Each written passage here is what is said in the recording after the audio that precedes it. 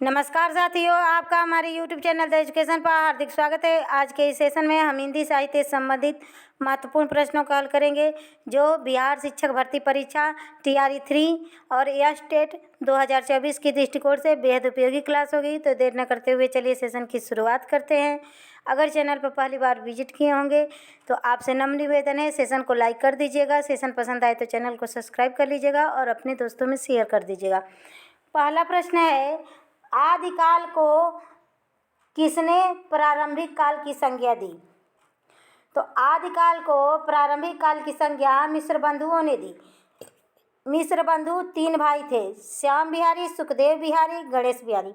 कभी कभी पूछ देता है इनमें से कौन मिश्र बंधुओं में शामिल नहीं है, कृष्ण बिहारी उसमें दे देता है। तो कृष्ण बिहारी मिश्र बंधुओं में शामिल नहीं है क्योंकि मिश्र बंधु 3 भाई थे, श्याम, सुखदेव और गणेश। तो प्रारंभ से ही ये तीनों भाई साथ रहते हैं। तो प्रारंभ से मतलब प्रारंभिक काल याद कैसे करेंगे? तो प्रारंभ से ही तीनों भाई साथ साथ रहते हैं और साथ साथ ही मिलकर एक ही रचना का तीनों भाई ने एक ही इतिहास ग्रंथ मिश्र बंधु विनोद की रचना किए। तो आदिकाल को मिश्र बंधु प्रारंभिक काल कहा। हिंदी का पहला ग्रंथ कौन सा है? तो हिंदी का पहला ग्रंथ श्रावकाचार है। इसकी रचना देवसेन ने 933 ईस्वी में किया। आलखंड किस रचना का लोकप्रिय नाम है? तो आलखंड परमाल रासों का लोकप्रिय नाम है जिसकी रचना जगनिक ने की। पृथ्वीराज रासों के विषय में कौन सी धारणा अधिक प्रयुक्त है? तो पृथ्वीराज एक अर्धप्रमाणिक रचना है, यह धारणा सबसे ज़्यादा प्रयुक्त है। क्वेश्चन नंबर 5 है, हिंदी खड़ी बोली का प्रथम कवि किसे माना जाता है? तो हिंदी खड़ी बोली का प्रथम कवि अमीर खुसरो जी को माना जाता है। हिंदी साहित्य में पहेलियों और मुकरियों को प्रचलित करने का श्रेय किसको जाता है? तो हिंदी में पहेलियों और मुकरियों को प्रचलित करने का श्रेय अमीर खुसरो जी को जाता है। ब्रज और अवधी को मिलाकर काव्य रचना करने का आरंभ किसने किया? तो ब्रज भाषा और अवधी भाषा को मिलाकर काव्य रचना करने का शुरुआत अमीर खुसरो जी ने किया। मेरुतुंगों को क्या कहा जाता है? मेरतंग को क्या कहा जाता है? तो अभिमान मेरु कहा जाता है। क्वेश्चन नंबर 9 है, हिंदी साहित्य का उद्भव और विकास, यह इतिहास ग्रंथ किसका है? यह किसका इतिहास ग्रंथ है हिंदी साहित्य का उद्भव और विकास? तो यह हजारी प्रसाद द्विवेदी जी का इतिहास ग्रंथ है। हिंदी साहित्य का उद्भव और विकास, हिंदी साहित्य का आदिकाल, यह सब हजारी प्रसाद द्विवेदी जी का इतिहास ग्रंथ है। शिव सिंह सरोज प्रकाशित हुआ। तो शिव सिंह सरोज 1883 ईस्वी में प्रकाशित हुआ और इसके रचनाकार शिव सिंह सेंगर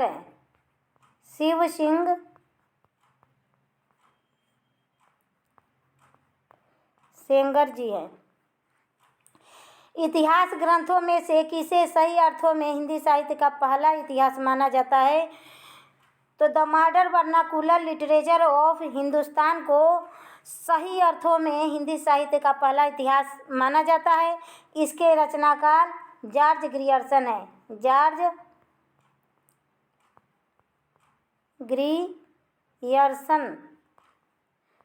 ग्रियर्सन है। डॉक्टर राम कुमार वर्मा ने अपने साहित्य इतिहास ग्रंथ की समय सीमा क्या रखी?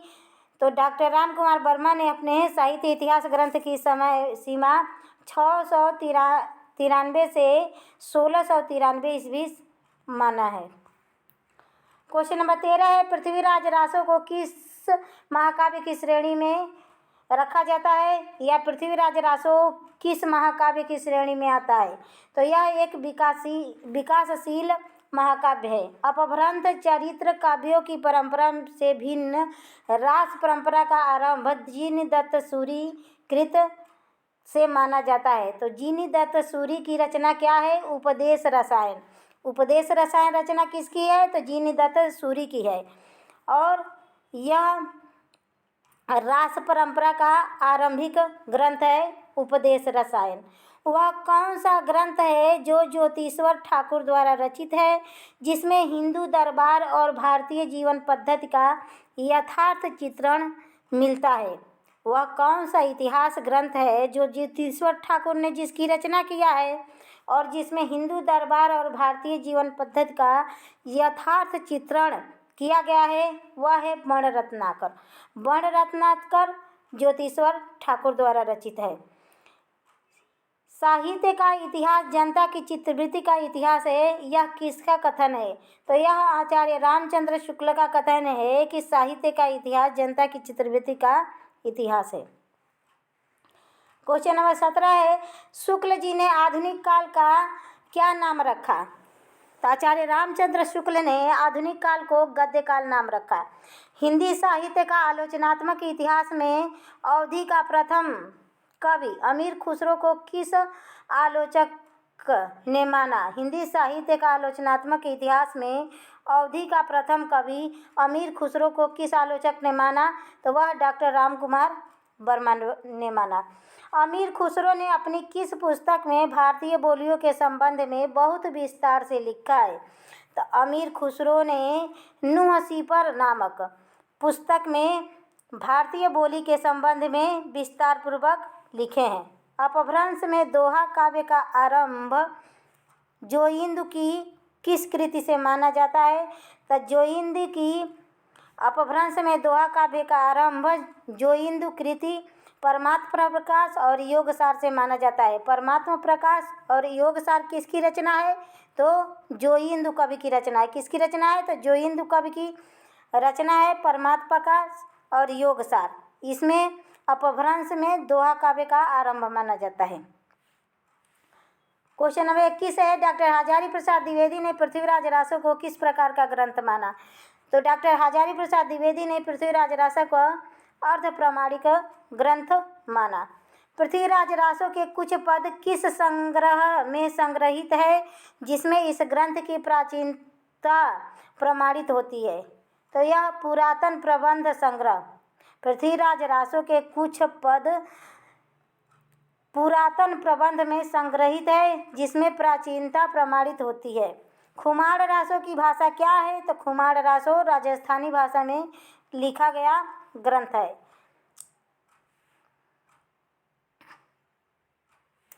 पृथ्वीराज रासो के उत्तरार्ध भाग के रचयिता चंद बरदाई के कौन से पुत्र ने किया? तो पृथ्वीराज पुस्तक जल्लड़ हत्त दई चली गज्जन निरपकाज। यह दोहा प्रचलित है इस संबंध में कि पुस्तक जल्लड़ हत्त देई चली गज्जन निरपकाज।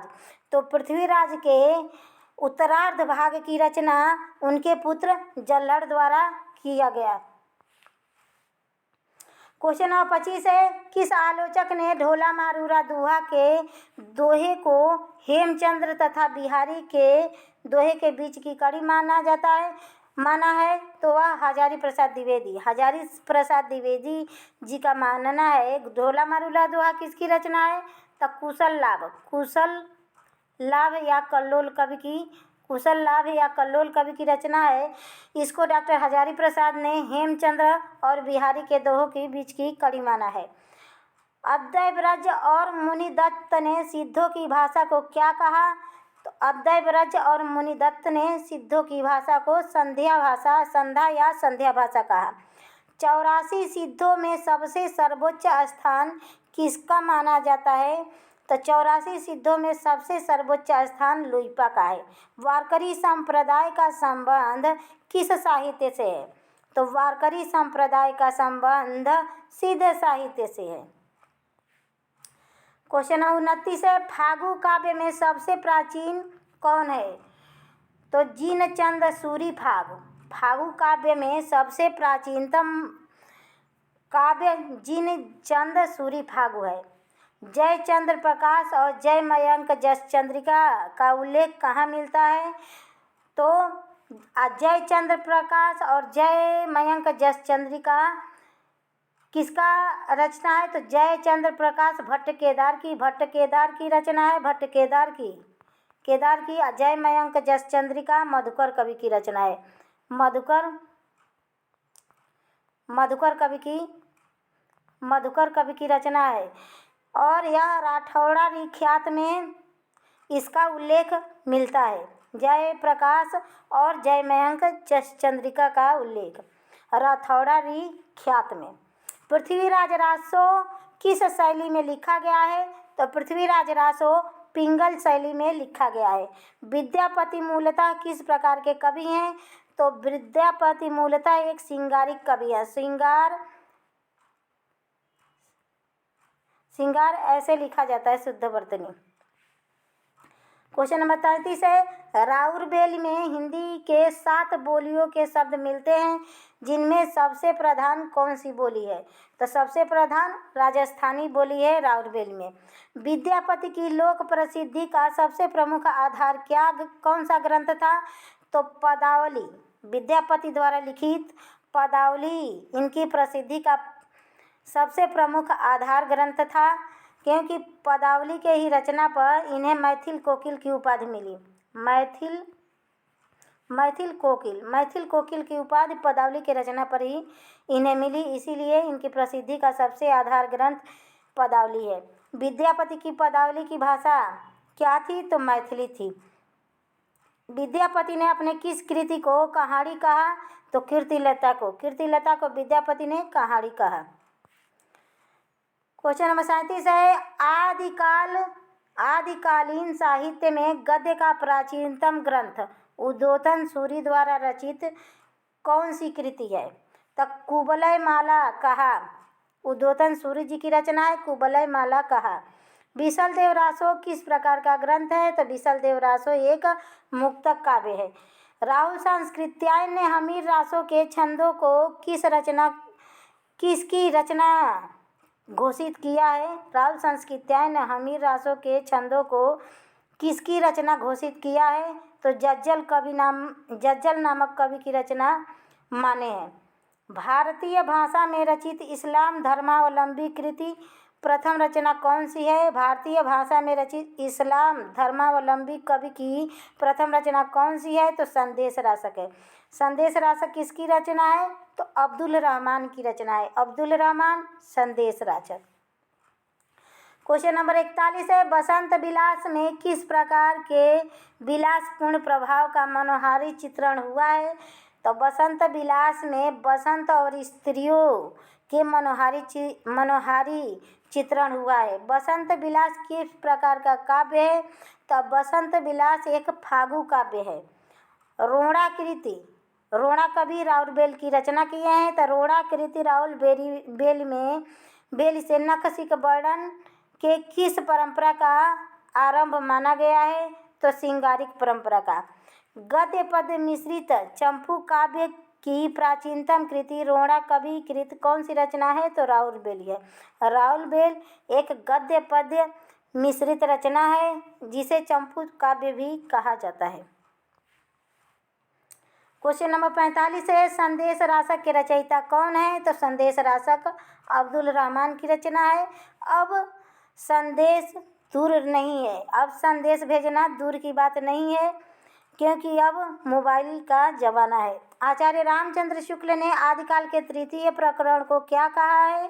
तो आचार्य रामचंद्र शुक्ल ने आदिकाल के तृतीय प्रकरण को वीर गाथा काल कहा है। चंदबरदाई का मूल नाम क्या था? तो चंदबरदाई का मूल नाम चंद था। चर्यापद के रचयिता कौन है? तो चर्यापद के रचयिता सबरपा हैं। क्वेश्चन नंबर 49 है आदिकाल के अंतिम चरण के सर्वाधिक प्रसिद्ध कवि कौन है? तो आदिकाल के अंतिम चरण के सर्वाधिक प्रसिद्ध कवि अमीर खुसरो हैं। हिंद का तोता किसको कहा गया है? तो अमीर खुसरो जी को हिंद का तोता कहा गया है। तो आज का यह सेशन यहीं समाप्त हुआ। आशा है सेशन पसंद आया होगा। अगर सेशन पसंद आए तो प्लीज़ सेशन को लाइक कर दीजिएगा।